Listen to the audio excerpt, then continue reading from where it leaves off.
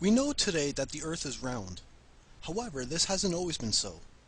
While for the last 2,300 years almost every major civilization on this planet has recognized the proper shape of the Earth, certain ancient civilizations thought otherwise. Why? It is for the same reason Einstein had to consider when he explained gravity: local versus global perspective. Take a look at any round surface, say for example the largest known star in the universe thus far. From the great distance away, you could easily see the true shape of the object. However, as you move in closer, its apparent curve is replaced by flatness.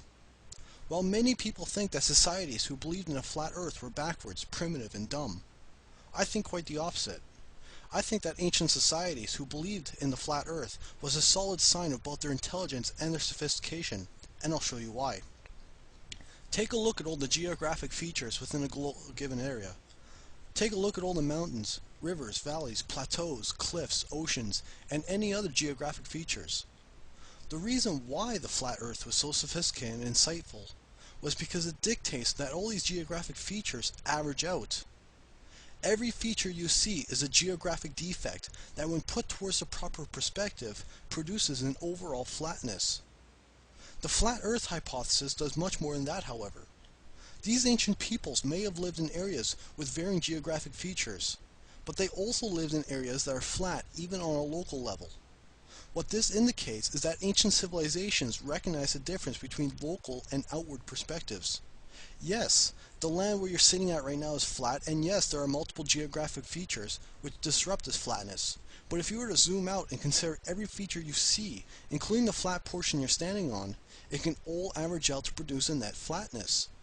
In other words, not only are these ancient societies capable of recognizing the global perspectives we readily see, but they also acknowledge that difference in perspective can change whether or not it's actually flat. Here, the world does not appear flat, but jagged. However, when you take a look at much more land, you see that all these defects average out. Why is this so important to note? This is all important to note because there are so many other societies that didn't recognize this. While there exists ancient civilizations that formally acknowledged and believed that the Earth was flat, such as Babylon, Egypt, China, and pre-classical Greece, there were many other societies, such as most Aboriginal groups or Zulu tribes, who didn't. While certain ancient societies made the effort to formally recognize the Earth was flat, many other societies never made any such effort whatsoever.